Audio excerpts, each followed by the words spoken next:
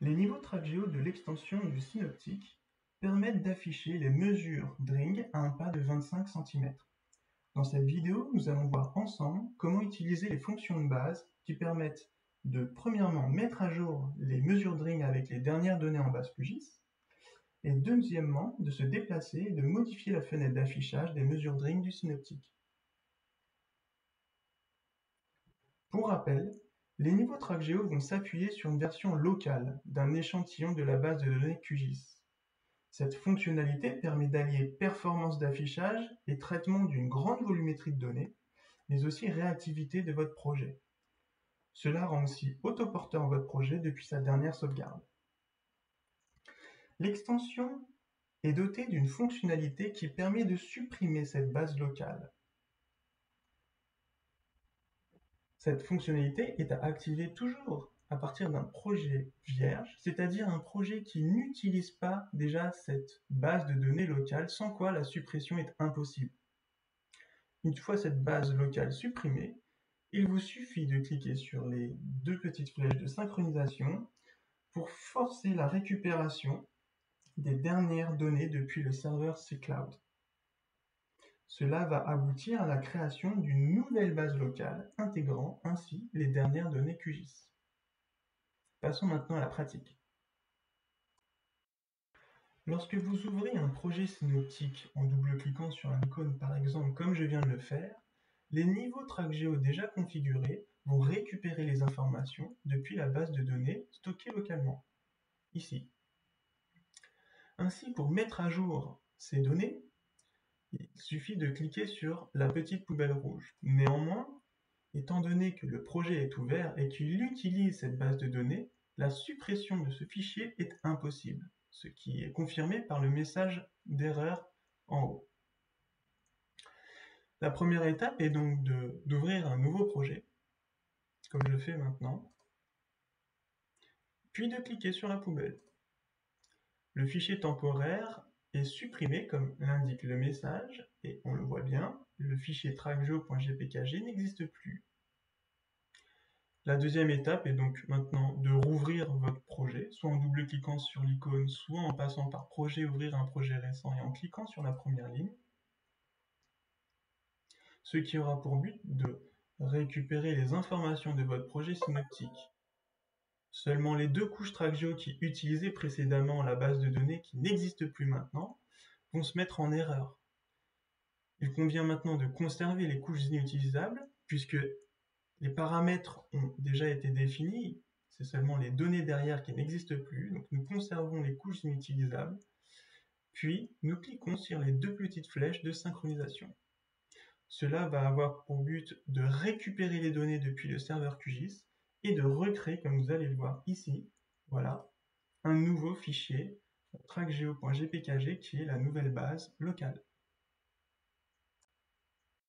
Donc en vitesse accélérée, chargez un nouveau projet. Cliquez sur la poubelle, rechargez votre projet, conservez les couches inutilisables et synchronisez votre projet.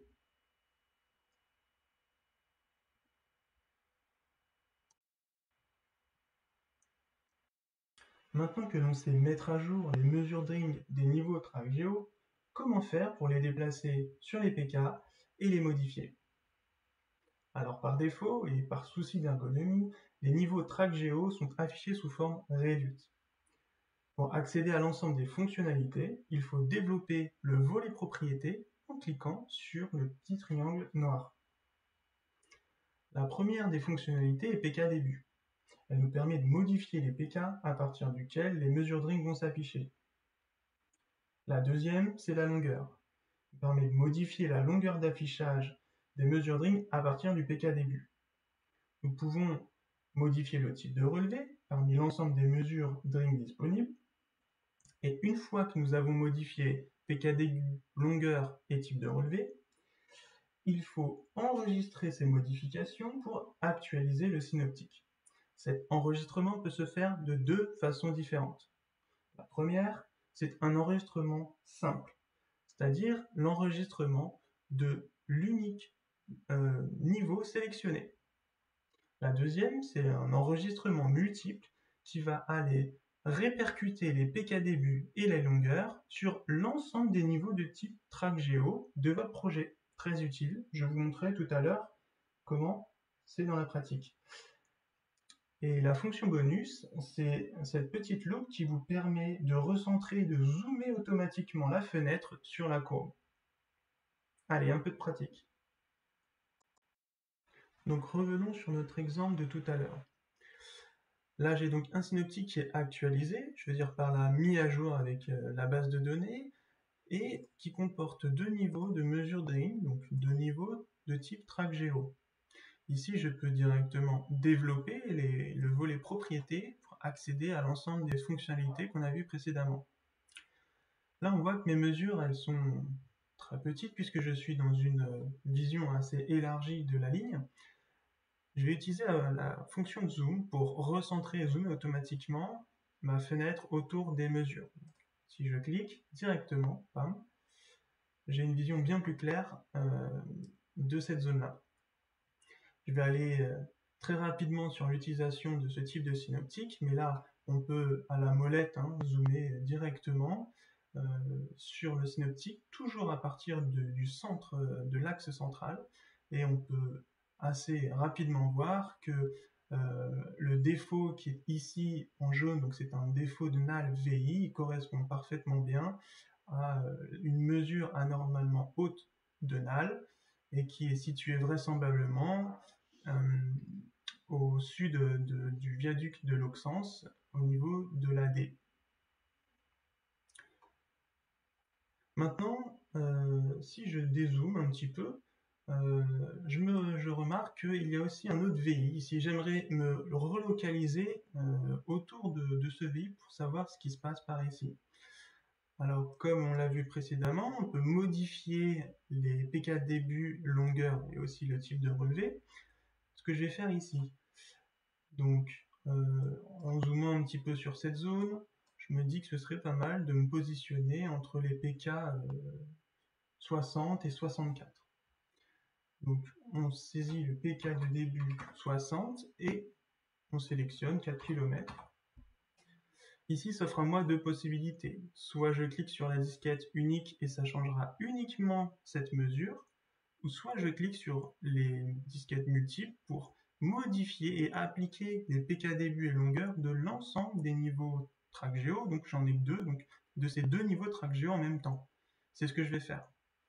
Je clique ça va interroger la base de données et recharger les données et normalement me relocaliser les deux mesures autour des PK désirés. C'est ce qui se passe ici.